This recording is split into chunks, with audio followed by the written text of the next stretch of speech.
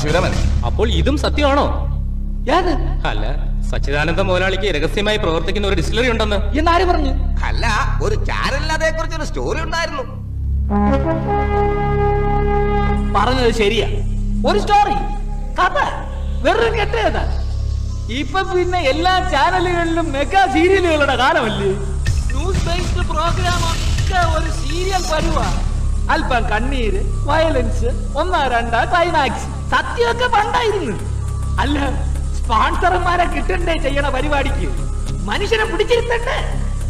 എനിക്കാണെങ്കിൽ ആ ചാനലിനോട് ഒരു വിരോധവും ഇല്ല. വേണ്ടിയല്ലേ. പക്ഷേ ടിവിയിൽ ഞങ്ങളെല്ലാം കണ്ടതോ? ടിവിയിൽ അങ്ങനെ പലതും കാണും. ഇല്ലാത്തത് പലതും കെട്ടിച്ചമച്ച് എന്റെ സൽപ്പേരിനെ കളങ്കപ്പെടുത്താനുള്ള ആസൂത്രിതമായ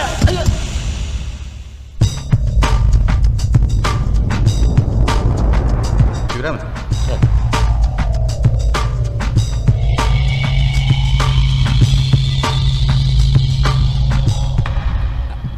അതെ, മറ്റുള്ളവർ പറയാൻ ധൈര്യപ്പെടാത്തത് ജനങ്ങളിലേക്ക് എത്തിക്കുക എന്നതാണ് ഒരു യഥാർത്ഥ ചാനലിന്റെ ലക്ഷ്യം. True vision. അതിൽ ഉപജാപമില്ല, കള്ളക്കളിയുമില്ല. സാഷ് കോളയുടെ ബോട്ട്ലിംഗ് യൂണിറ്റിന്റെ പേരിൽ നിങ്ങൾ നടത്തുന്ന ഡിസ്റ്റിലറിയിൽ നിന്ന് ലിറ്റർ കണക്കിന് അനധികൃത സ്പിരിറ്റാണ് പുറത്തേക്ക് ഒഴുകുന്നത്.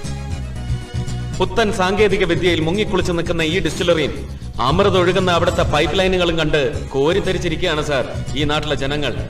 സ്വന്തം കണ്ണുകളെ വിശ്വസിക്കണ്ട എന്നാണോ സച്ചിദാനന്ദൻ മുതലാളി പറയുന്നത്?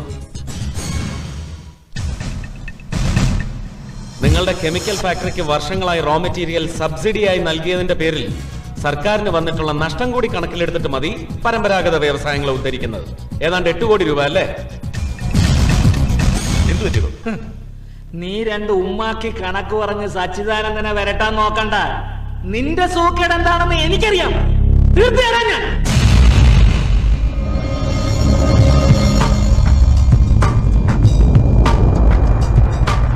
ഹലോ ജോൺ, ഒരു ക്യാമറ ഇട്ടായോ?